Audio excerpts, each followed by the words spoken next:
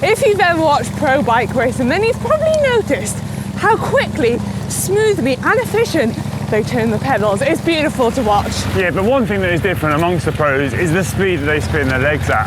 You have the likes of Chris Froome, who is definitely a spinner, man. He is. And then you have riders like Fabian Cancellara, Tom Boonen, Jan Ullrich, who like to churn the gear in more of a kind of roulette style at a low cadence. Yeah. Well, in this video, we're going to tell you a little bit more about cadence and how you can use it in your training to hopefully make you a better, more efficient rider.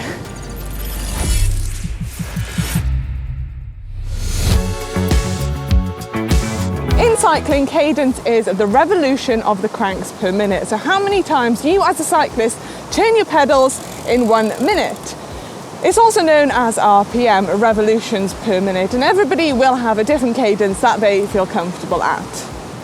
Now, it has to be said, there is no magic number when it comes to cadence. There is an optimal cadence for different terrains, conditions and power output depending on where you're riding, and riders from different disciplines will also be better suited to riding at different cadences. For example, a track rider would really be able to spin their legs and ride at high revolutions per minute, whereas a cyclocross rider would be better suited to riding at low cadences to maintain traction through the muddy cyclocross courses of Belgium and Northern Europe.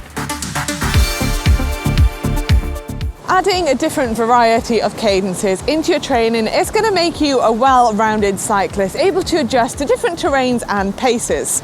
To train with cadence, you're going to need a cadence sensor. Now, if you have a bike-specific computer, they'll usually come with one which you can mount to the chainstay right down here, or if you have a power meter, they'll have one built into the unit. You will need a bike computer to be able to see your cadence, and it will constantly be changing depending on the terrain you're on or the gear you choose to be in. Having a high cadence enhances your cardiovascular system, saving your legs in the long run. It also puts less stress on your muscles, allowing you to ride further. Likewise, training at a low cadence is great for improving your ability to handle tough climbs when you run out of gears and have to spin at 50 revs per minute. It's also brilliant for improving your ability to handle big accelerations and maintain a top speed in bigger gears. Pros like to train at low cadences and a high torque to help build muscle and also strength. What we're saying is it's great to be able to learn how to handle low and high cadences. When out training, it can be useful to throw in a few cadence drills to your normal efforts. Now, this doesn't have to be complicated. It could be something as simple as riding at 85 to 90% of your FTP for 10 minutes, but at 100 revolutions per minute or higher. Or you could literally just spin your legs a little bit outside your comfort zone, riding at a pace that's a bit higher than what you're used to. Likewise, if it's strength and working at a lower cadence you need to work on, you can do these out on the road too. Ideally, they'll be done on a climb, maybe a few kilometers long, nothing too steep. But saying that, you could do them on the flat too. It's just a little bit harder working on a climb. And instead of working at 100 RPM, bring it back to 50 or 60 RPM. But remember to keep a nice, strong upper body, no moving around, solid as a rock. Okay, so a good drill I like to do when I was training, especially to help build some strength and work on my sprint, was to do a lower cadence of 50 revs per minute for around 5 minutes and kind of pushing on a bit above what you'd be comfortable with on an endurance ride. Then at the end of the 5 minutes, you have to ramp the gear up from the speed you're at into a full-on sprint. So you'll find it quite hard to get the gear going. Then you start to push on, really get into the gear, and then open up into a max sprint.